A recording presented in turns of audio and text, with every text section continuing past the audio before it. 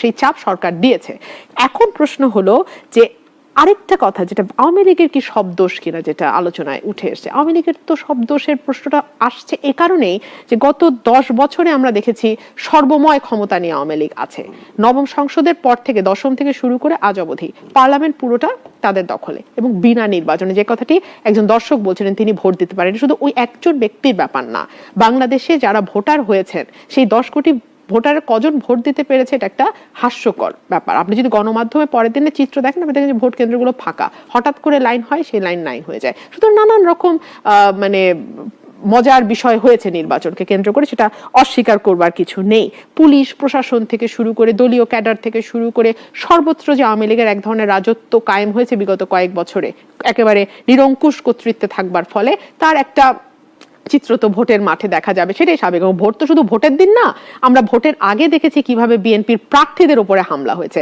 একেবারে মির্জা ফখরুল ইসলাম আলমগীর থেকে শুরু করে ঐক্যফ্রন্টের যিনি প্রধান ডক্টর কামাল হোসেন থেকে শুরু করে এমনকি ওরা মির্জা আব্বাসের স্ত্রী, আমাদের নারী যেই প্রার্থীরা আছেন তাদের উপরে একেবারে শারীরিক আঘাত এসছে। তাদের প্রত্যেকের গাড়ি ভাঙচুর করা হয়েছে, শারীরিক আঘাত এসছে, নেতাকর্মীদের গণগ্রেপ্তার করা হয়েছে, এবং পত্রিকায় হেডলাইন হয়েছে ভয়ঙ্কর সেপ্টেম্বর, যেখানে দেখা গেছে মৃত ব্যক্তি থেকে শুরু করে বিদেশে যাওয়া ব্যক্তি থেকে শুরু করে আসামি করা হয়েছে। 4000-এর উপরে মামলা হয়ে গেছে নির্বাচনের আগের 2 মাসের মধ্যে, যেখানে লক্ষাধিক আসামি হয়ে গেছে। তো সুতরাং এরকম একটা দমবন্ধকর পরিস্থিতিতে হাত পা বেঁধে যদি আপনি বিএনপিকে সাঁতার কাটতে বলেন, তখন বিএনপি বলতে না, কেউই সাঁতার কাটতে পারবেন, এটি স্বাভাবিক। যে কথাটি আপা বলছিলেন যে রাজনীতির কৌশল রাজনীতি দিয়েই মোকাবেলা করতে হয়, কৌশল দিয়ে মোকাবেলা করতে হয়, সেই কথাতেই ফিরে আসি। এই যে শপথ নেওয়া, সেটাও কিন্তু একটা দলীয় কৌশল, যেটা বিএনপি খুব স্পষ্ট বলেছে। কিন্তু রাজনৈতিক কৌশল পর্যন্ত থাকলেই ভালো, এটা যখন অপকৌশল হয়ে যায়, এটা যখন বিরোধী দলকে বা বিরোধী মতকে একেবারে নিশ্চিহ্ন করে ফেলার কৌশল হয়ে যায়, এটা যখন বিরোধী দলের একেবারে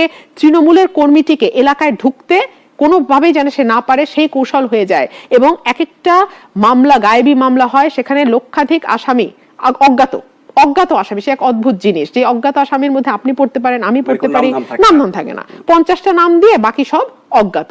সেই অজ্ঞাতর ভয়ে আমাদের কর্মীরা এলাকা ছাড়া হয়ে যায়। এই অপকৌশল নিয়ে যখন বাংলাদেশে একদলীয় শাসন প্রতিষ্ঠার একটা চেষ্টা হয়, সেটাকে আমি কোনোভাবেই রাজনৈতিক কৌশল বলতে পারি না। মহাজোটে অনেকগুলো দল, কিন্তু ম্যাটার তো করে 2 দল। বাংলাদেশে তো আমি যেটা শুরু করেছিলাম বক্তব্যের শুরুতে, যে দ্বিদলীয় ব্যবস্থায় যখন আপনি বড় যে আরেকটি শক্তি সেটিকে ধ্বংস করে দিয়ে একটা ভারসাম্যহীন অবস্থা তৈরি করবেন, সেটা কিন্তু মূলত আপনি বাংলাদেশের মাটি থেকে রাজনীতিকেই মুছে ফেলবার একটা চেষ্টা। আর যে কথাটি বলছিলেন যে 28টা সিট নবম সংসদ নির্বাচনে পেয়েছে, অর্থাৎ বিএনপির ধস তখন থেকে শুরু হয়েছে, এটাও আজকে আলোচনায় এসছে। দেখুন, যেদিন 1-11-এর সরকারকে আওয়ামী লীগ আমাদের আন্দোলনের ফসল বলে এন্ডোর্স করে দিয়েছে, সেদিনই তো কি ধরনের নির্বাচন পরবর্তীতে আসতে যাচ্ছে, কারা ক্ষমতা যেতে যাচ্ছে, এবং 1-11 যারা ঘটিয়েছে, যারা আমি শেষ করি, যারা ওই নির্বাচনটি করে দিয়ে আওয়ামী লীগকে ক্ষমতায় মোটামুটি 10-15 বছরের জন্য বসিয়ে দিয়ে গেছে, তাদের সম্পূর্ণ দায় মুক্তি কারা দিয়েছে সেটা বাংলাদেশের মানুষ জানে। সুতরাং ওই নির্বাচনে বিএনপি 28টা সিট পেয়েছে, তো বেশি পেয়েছে, বিএনপি আরো কম পেলেও আমি আশ্চর্য হতাম না, অবাক হতাম না। আর আরেকটা বিষয় যেটা দর্শক প্রশ্ন করেছে, আপনি আমাকে জিজ্ঞেস করছিলেন যে দলীয় সিদ্ধান্তের বাইরে গিয়ে শপথ নিলে জাতীয় বেঈমান হবে, তো এই সংক্রান্ত একটি প্রশ্ন এসছে। এটা উত্তর খুব স্পষ্ট, প্রশ্নের মধ্যে লুকায়িত, যে দলীয় সিদ্ধান্ত নিয়েই তো তারা গেছে, আর যিনি দলীয় সিদ্ধান্তের বাইরে গেছে তার বিরুদ্ধে দল যথাযথ ব্যবস্থা নিয়েছে। এখন যেহেতু বাকিরাও নির্বাচন শপথে গেছে দলের সিদ্ধান্ত নিয়ে, সুতরাং সেই ক্ষেত্রে হয়তো বহিষ্কার থাকবে না। আর তারেক সাহেবের নির্দেশে শপথ নিয়েছেন কি নেননি সেই বিষয়ে আমি একটা কথা বলে শেষ করে দিচ্ছি, যে উনি ওনার নিজের বক্তব্যে খুব স্পষ্ট করেছেন যে এক হচ্ছে এটা দলীয়, অর্থাৎ স্ট্যান্ডিং কমিটি এবং আমাদের অ্যাক্টিং চেয়ারপারসন যিনি আছেন তাদের যৌথ সিদ্ধান্তে এই বিষয়টি ঘটেছে। এবং দ্বিতীয় কারণ উনি যেটা দেখেছেন, 2টো কারণ উনি বলেছেন। 2 নম্বর কারণটি হচ্ছে কৌশলগত, এবং তার শারীরিক অবস্থা বিবেচনা করে উনি দেখেছেন যে উনি যখন সাংগঠনিক কাজে যে সময়টা দিতে পারবেন, সেই সঙ্গে যদি পার্লামেন্টের দায়িত্ব ওনার কাঁধে আসে, তখন ওনার জন্য এক ধরনের অসুবিধা তৈরি হবে। সেই কারণে উনি ভেবেছেন যে উনি সংগঠনটাকে শক্তিশালী করবার ব্যাপারে বেশি মনোযোগী হবেন। ঐক্যফ্রন্টের ভবিষ্যৎ কি দেখেন?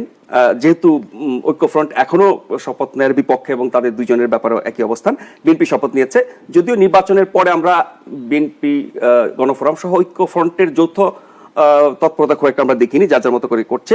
কিন্তু যেটা আপনি বলছিলেন যে চাপ টাপ ইত্যাদি নাই, উনি বলছিলেন যে আছে দৃশ্য অদৃশ্য, কিন্তু বিএনপি আওয়ামী লীগের বিভিন্ন নেতাদের মুখে যখন শোনা যায় যে ওরা আসবে, আসতে বাধ্য, এই তো আসছে, বা শপথ নিল ইত্যাদি ইত্যাদি, এগুলোর পেছনে মানুষ তো একটু ধারণা করে যে হয়তো সরকারের কারসাজি আছে, নাহলে কিভাবে নিশ্চিত করে বলেন? এবং বাকি 4 জন শপথ নেবেন বলার পরেই ওনারা শপথ নিয়েছেন। না, এটা এই বক্তব্য তখন ঠিক হবে যদি যারা শপথ নিয়েছেন তারা যদি বলতেন যে আমরা চাপের কারণে নথি স্বীকার করে শপথ নিয়েছি। সেটা তো ওনারা বলেননি। ওনারা বলেছেন জনগণের চাপের কথা বলেছেন, ওনাদের এলাকার যারা ওনাদেরকে ভোট দিয়েছেন, বিএনপির এই দুর্যোগ মুহূর্তেও যারা ওনাদেরকে ভোট দিয়েছেন সেই ভোটারদের সম্মানের কথা বিবেচনা করে ওনারা শপথ নিয়েছেন। এটা নিয়ে অন্য কোনো রাজনীতি করার সুযোগ নেই। আর আপনি যে ঐক্যফ্রন্টের কথা বলেছেন টিকবে কিনা, ঐক্যফ্রন্ট যখন গঠন হয়েছিল তখন বলেছিল যে আমরা নির্বাচনের জন্য আমরা গঠন করেছি ঐক্যফ্রন্ট।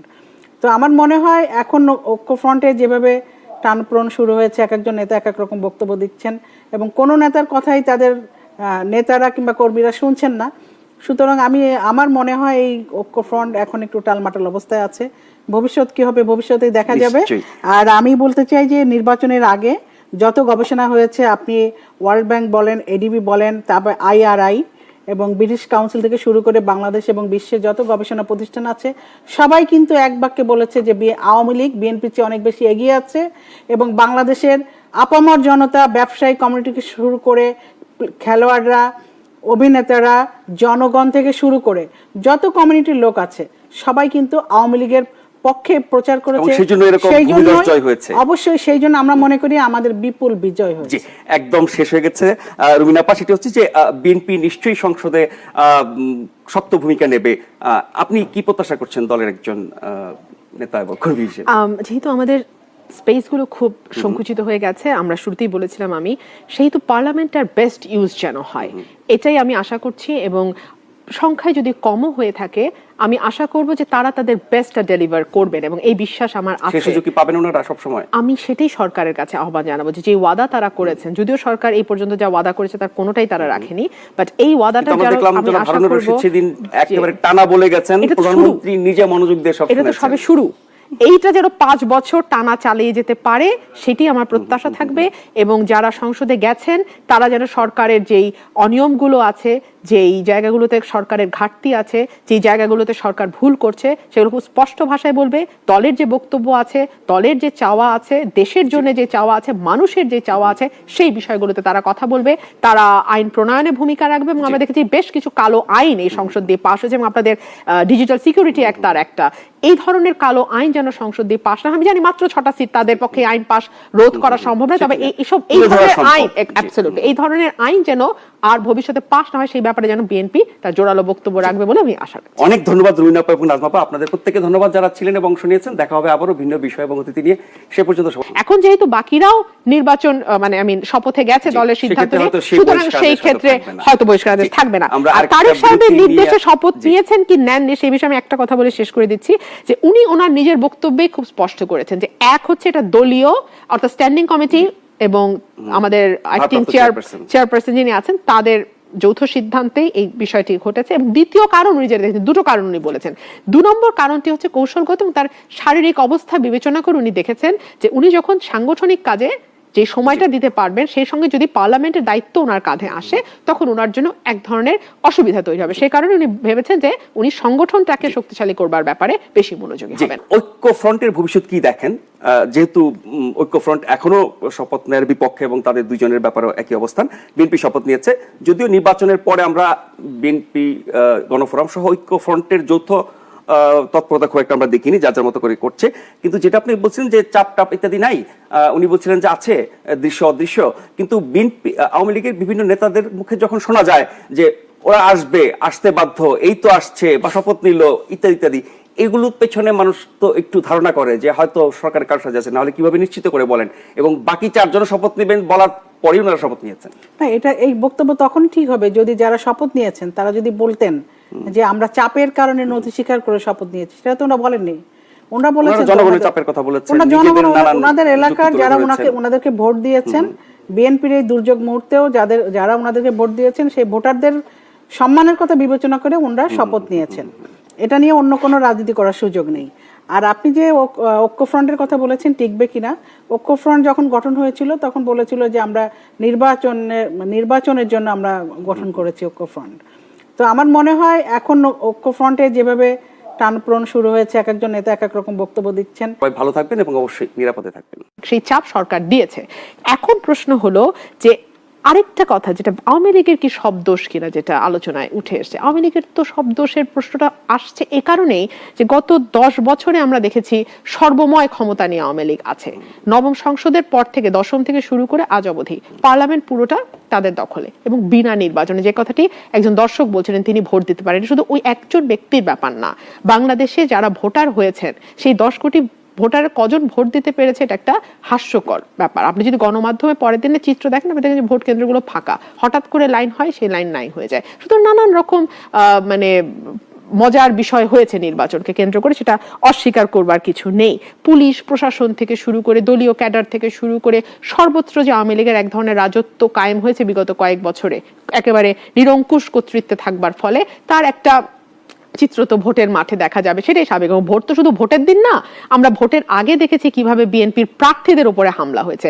একেবারে মির্জা ফখরুল ইসলাম আলমগীর থেকে শুরু করে ঐক্যফ্রন্টের যিনি প্রধান ডক্টর কামাল হোসেন থেকে শুরু করে এমনকি ওরা মির্জা আব্বাসের স্ত্রী, আমাদের নারী যেই প্রার্থীরা আছেন তাদের উপরে একেবারে শারীরিক আঘাত এসছে, তাদের প্রত্যেকের গাড়ি ভাঙচুর করা হয়েছে, শারীরিক আঘাত এসছে, নেতাকর্মীদের গণগ্রেপ্তার করা হয়েছে, এবং পত্রিকায় হেডলাইন হয়েছে ভয়ঙ্কর সেপ্টেম্বর, যেখানে দেখা গেছে মৃত ব্যক্তি থেকে শুরু করে বিদেশে যাওয়া ব্যক্তি থেকে শুরু করে আসামি করা হয়েছে। 4000-এর উপরে মামলা হয়ে গেছে নির্বাচনের আগের 2 মাসের মধ্যে, যেখানে লক্ষাধিক আসামি হয়ে গেছে। তো সুতরাং এরকম একটা দমবন্ধকর পরিস্থিতিতে হাত পা বেঁধে যদি আপনি বিএনপিকে সাঁতার কাটতে বলেন, তখন বিএনপি বলতে না, কেউই সাঁতার কাটতে পারবেন, এটি স্বাভাবিক। যে কথাটি আপা বলছিলেন যে রাজনীতির কৌশল রাজনীতি দিয়েই মোকাবেলা করতে হয়, কৌশল দিয়ে মোকাবেলা করতে হয়, সেই কথাতেই ফিরে আসি। এই যে শপথ নেওয়া, সেটাও কিন্তু একটা দলীয় কৌশল, যেটা বিএনপি খুব স্পষ্ট বলেছে। কিন্তু রাজনৈতিক কৌশল পর্যন্ত থাকলেই ভালো, এটা যখন অপকৌশল হয়ে যায়, এটা যখন বিরোধী দলকে বা বিরোধী মতকে একেবারে নিশ্চিহ্ন করে ফেলার কৌশল হয়ে যায়, এটা যখন বিরোধী দলের একেবারে তৃণমূলের কর্মীটিকে এলাকায় ঢুকতে কোনোভাবেই যেন সে না পারে সেই কৌশল হয়ে যায়, এবং এক একটা মামলা গায়েবী মামলা হয়, সেখানে লক্ষাধিক আসামি অজ্ঞাত আসামি। সে এক অদ্ভুত জিনিস, যে অজ্ঞাত আসামির মধ্যে আপনি পড়তে পারেন, আমি পড়তে পারি, নাম থাকে না, 50টা নাম দিয়ে বাকি সব অজ্ঞাত। সেই অজ্ঞাতর ভয়ে আমাদের কর্মীরা এলাকা ছাড়া হয়ে যায়। এই অপকৌশল নিয়ে যখন বাংলাদেশে একদলীয় শাসন প্রতিষ্ঠার একটা চেষ্টা হয়, সেটাকে আমি কোনোভাবেই রাজনৈতিক কৌশল বলতে পারি না। মহাজোটে অনেকগুলো দল, কিন্তু ম্যাটার তো করে 2 দল। বাংলাদেশে তো আমি যেটা শুরু করেছিলাম বক্তব্যের শুরুতে, যে দ্বিদলীয় ব্যবস্থায় যখন আপনি বড় যে আরেকটি শক্তি, সেটিকে ধ্বংস করে দিয়ে একটা ভারসাম্যহীন অবস্থা তৈরি করবেন, সেটা কিন্তু মূলত আপনি বাংলাদেশের মাটি থেকে রাজনীতিকে মুছে ফেলবার একটা চেষ্টা। আর যে কথাটি বলছিলেন যে 28টা সিট নবম সংসদ নির্বাচনে পেয়েছে, অর্থাৎ বিএনপির ধস তখন থেকে শুরু হয়েছে, এটাও আজকে আলোচনায় এসছে। দেখুন, যেদিন 1-11-এর সরকারকে আওয়ামী লীগ আমাদের আন্দোলনের ফসল বলে এন্ডোর্স করে দিয়েছে, সেদিনই তো কি ধরনের নির্বাচন পরবর্তীতে আসতে যাচ্ছে, কারা ক্ষমতা যেতে যাচ্ছে, এবং 1-11 যারা ঘটিয়েছে, না যারা, আমি শেষ করি, যারা ওই নির্বাচনটি করে দিয়ে আওয়ামী লীগকে ক্ষমতায় মোটামুটি 10-15 বছরের জন্য বসিয়ে দিয়ে গেছে, তাদের সম্পূর্ণ দায় মুক্তি কারা দিয়েছে সেটা বাংলাদেশের মানুষ জানে।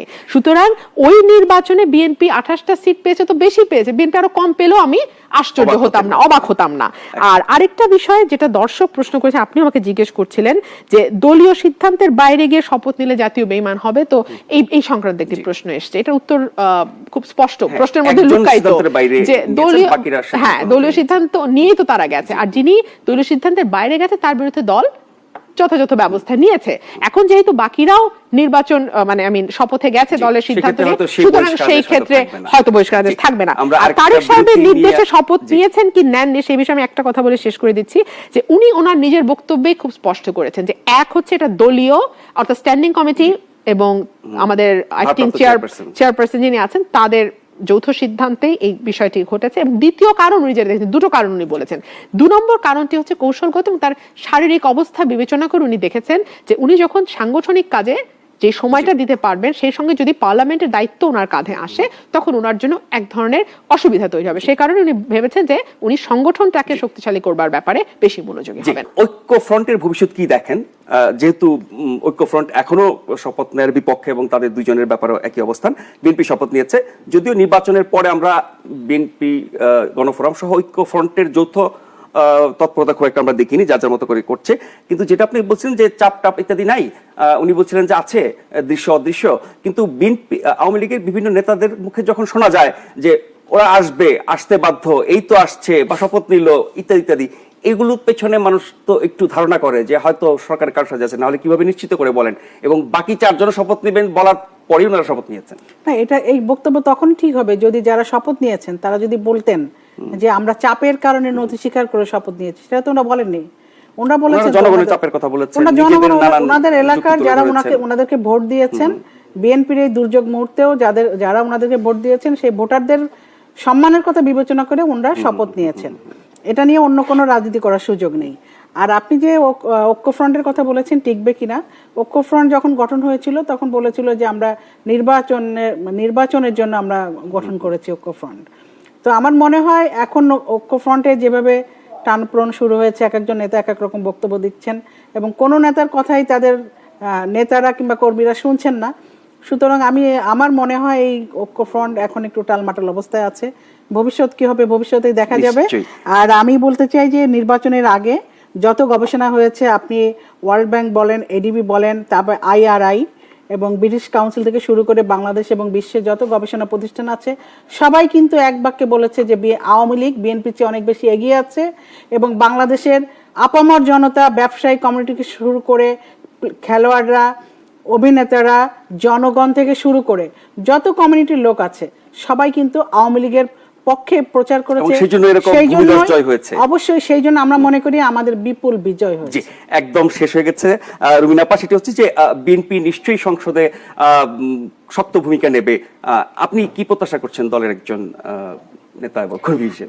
যেহেতু আমাদের স্পেসগুলো খুব সংকুচিত হয়ে গেছে, আমরা শুরুতেই বলেছিলাম সেই তো পার্লামেন্টার বেস্ট ইউজ যেন হয়, এটাই আমি আশা করছি। এবং সংখ্যায় যদি কমও হয়ে থাকে, আমি আশা করব যে তারা তাদের বেস্টটা ডেলিভার করবেন এবং এই বিশ্বাস আমার আছে। সেই সুযোগ কি পাবেন ওনারা সব সময়? আমি সেটাই সরকারের কাছে আহ্বান জানাবো যে ওয়াদা তারা করেছেন, যদিও সরকার এই পর্যন্ত যা ওয়াদা করেছে তার কোনোটাই তারা রাখেনি, বাট এই ওয়াদাটা আমি আশা করব সেদিন একেবারে টানা বলে গেছেন, প্রধানমন্ত্রী নিজে মনোযোগ দিয়ে সব এটা তো সবে শুরু।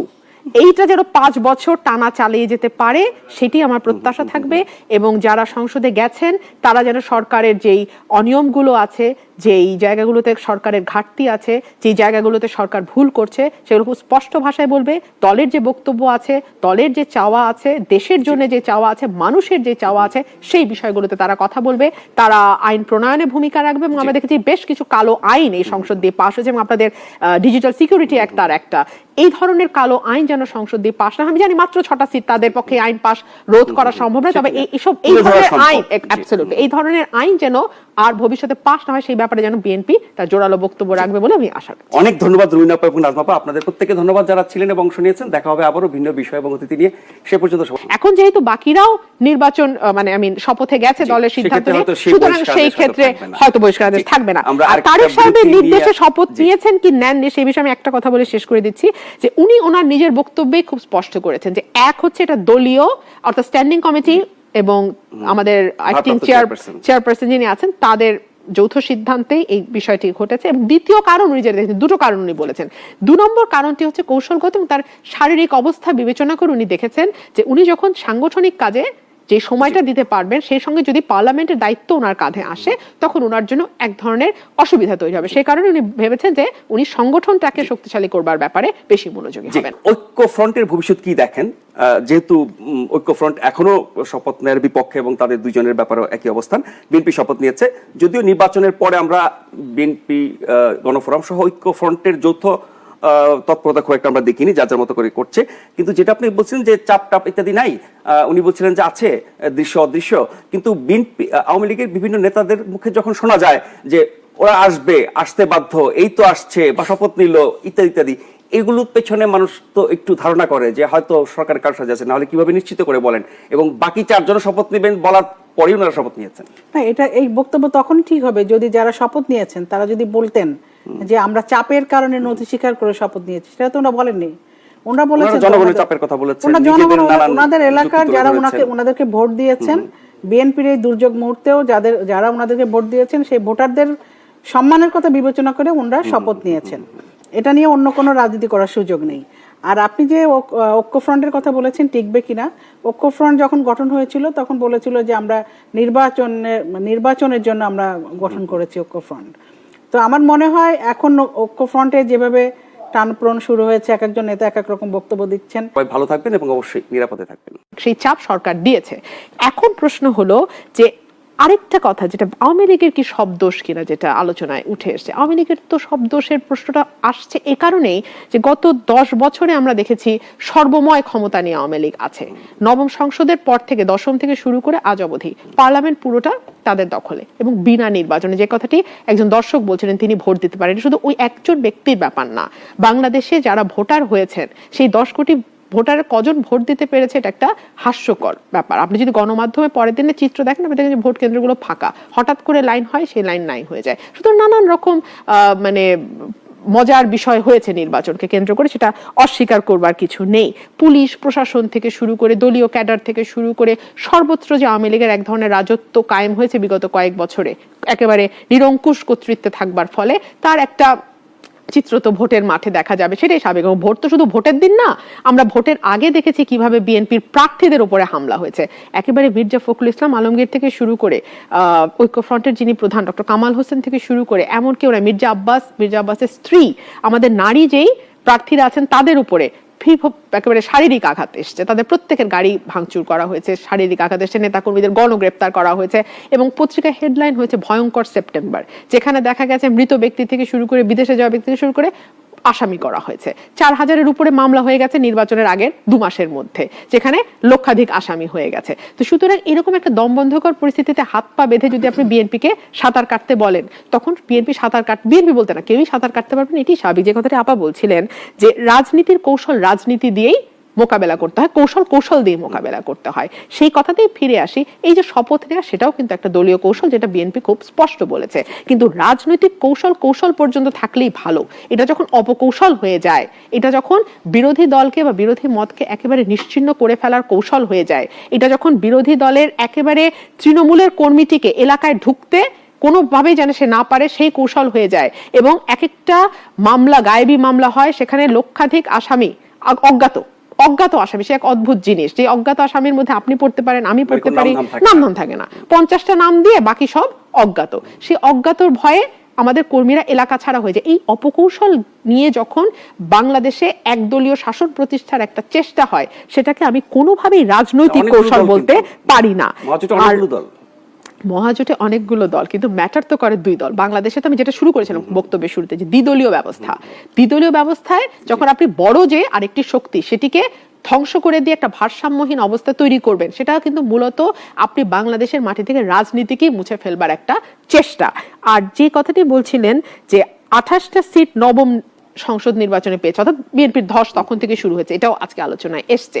দেখুন, যেদিন 1-11-এর সরকারকে আওয়ামী লীগ আমাদের আন্দোলনের ফসল বলে এন্ডোর্স করে দিয়েছে, সেদিনই তো কি ধরনের নির্বাচন পরবর্তীতে আসতে যাচ্ছে, কারা ক্ষমতা যেতে যাচ্ছে, এবং 1-11 যারা ঘটিয়েছে, যারা আমি শেষ করি, যারা ওই নির্বাচনটি করে দিয়ে আওয়ামী লীগকে ক্ষমতায় মোটামুটি 10-15 বছরের জন্য বসিয়ে দিয়ে গেছে, তাদের সম্পূর্ণ দায় মুক্তি কারা দিয়েছে সেটা বাংলাদেশের মানুষ জানে। সুতরাং ওই নির্বাচনে বিএনপি 28টা সিট পেয়েছে, তো বেশি পেয়েছে, বিএনপি আরো কম পেলেও আমি আশ্চর্য হতাম না, অবাক হতাম না। আর আরেকটা বিষয় যেটা দর্শক প্রশ্ন করেছে, আপনি আমাকে জিজ্ঞেস করছিলেন যে দলীয় সিদ্ধান্তের বাইরে গিয়ে শপথ নিলে জাতীয় বেঈমান হবে, তো এই সংক্রান্ত একটি প্রশ্ন এসেছে। এটা উত্তর খুব স্পষ্ট, প্রশ্নের মধ্যে লুকায়িত, যে দলীয় সিদ্ধান্ত নিয়েই তো তারা গেছে, আর যিনি দলীয় সিদ্ধান্তের বাইরে গেছে তার বিরুদ্ধে দল যথাযথ ব্যবস্থা নিয়েছে। এখন যেহেতু বাকিরাও নির্বাচন শপথে গেছে দলের সিদ্ধান্ত নিয়ে, সুতরাং সেই ক্ষেত্রে হয়তো বহিষ্কারাদেশ থাকবে না। আর তারেক সাহেবের নির্দেশে শপথ নিয়েছেন কি নেননি সেই বিষয়ে আমি একটা কথা বলে শেষ করে দিচ্ছি, যে উনি ওনার নিজের বক্তব্যে খুব স্পষ্ট করেছেন যে এক হচ্ছে এটা দলীয়, অর্থাৎ স্ট্যান্ডিং কমিটি এবং আমাদের চেয়ারপারসন যিনি আছেন তাদের যৌথ সিদ্ধান্তেই এই বিষয়টি ঘটেছে। এবং দ্বিতীয় কারণ উনি যেটা দেখেছেন, দুটো কারণ উনি বলেছেন। 2 নম্বর কারণটি হচ্ছে কৌশলগত এবং তার শারীরিক অবস্থা বিবেচনা করে উনি দেখেছেন যে উনি যখন সাংগঠনিক কাজে যে সময়টা দিতে পারবেন সেই সঙ্গে যদি পার্লামেন্টের দায়িত্ব ওনার কাঁধে আসে তখন ওনার জন্য এক ধরনের অসুবিধা তৈরি হবে। সেই কারণে উনি ভেবেছেন যে উনি সংগঠনটাকে শক্তিশালী করবার ব্যাপারে বেশি মনোযোগী হবেন। ঐক্য ফ্রন্টের ভবিষ্যৎ কি দেখেন, যেহেতু ঐক্য ফ্রন্ট এখনো শপথ নেয়ার বিপক্ষে এবং তাদের দুইজনের ব্যাপারে একই অবস্থান, বিএনপি শপথ নিয়েছে, যদিও নির্বাচনের পরে আমরা বিএনপি গণফোরাম সহ ঐক্য ফ্রন্টের যৌথ তৎপরতা খুব একটা আমরা দেখিনি, যার যার মতো করে করছে। কিন্তু যেটা আপনি বলছিলেন যে চাপ টাপ ইত্যাদি নাই, উনি বলছিলেন যে আছে দৃশ্য অদৃশ্য, কিন্তু বিএনপি আওয়ামী লীগের বিভিন্ন নেতাদের মুখে যখন শোনা যায় যে ওরা আসবে, আসতে বাধ্য, এই তো আসছে বা শপথ নিল ইত্যাদি ইত্যাদি, এগুলোর পেছনে মানুষ তো একটু ধারণা করে যে হয়তো সরকার কারসাজি আছে, নাহলে কিভাবে নিশ্চিত করে বলেন? এবং বাকি 4 জন শপথ নেবেন বলার পরেই ওনারা শপথ নিয়েছেন। না, এটা এই বক্তব্য তখন ঠিক হবে যদি যারা শপথ নিয়েছেন তারা যদি বলতেন যে আমরা চাপের কারণে নথি স্বীকার করে শপথ নিয়েছি, সেটা তো ওরা বলেননি। ওনারা বলেছেন জনগণের চাপের কথা বলেছেন, ওনাদের এলাকার যারা ওনাদেরকে ভোট দিয়েছেন, বিএনপির এই দুর্যোগ মুহূর্তেও যারা ওনাদেরকে ভোট দিয়েছেন সেই ভোটারদের সম্মানের কথা বিবেচনা করে ওনারা শপথ নিয়েছেন। এটা নিয়ে অন্য কোনো রাজনীতি করার সুযোগ নেই। আর আপনি যে ঐক্যফ্রন্টের কথা বলেছেন টিকবে কিনা, ঐক্যফ্রন্ট যখন গঠন হয়েছিল তখন বলেছিল যে আমরা নির্বাচনের জন্য আমরা গঠন করেছি ঐক্যফ্রন্ট। তো আমার মনে হয় এখন ঐক্যফ্রন্টে যেভাবে টানপ্রন শুরু হয়েছে, এক একজন নেতা এক এক রকম বক্তব্য দিচ্ছেন এবং কোনো নেতার কথাই তাদের নেতারা কিংবা কর্মীরা শুনছেন না। সুতরাং আমার মনে হয় এই ঐক্যফ্রন্ট এখন একটু টালমাটাল অবস্থায় আছে। ভবিষ্যৎ কি হবে ভবিষ্যতেই দেখা যাবে।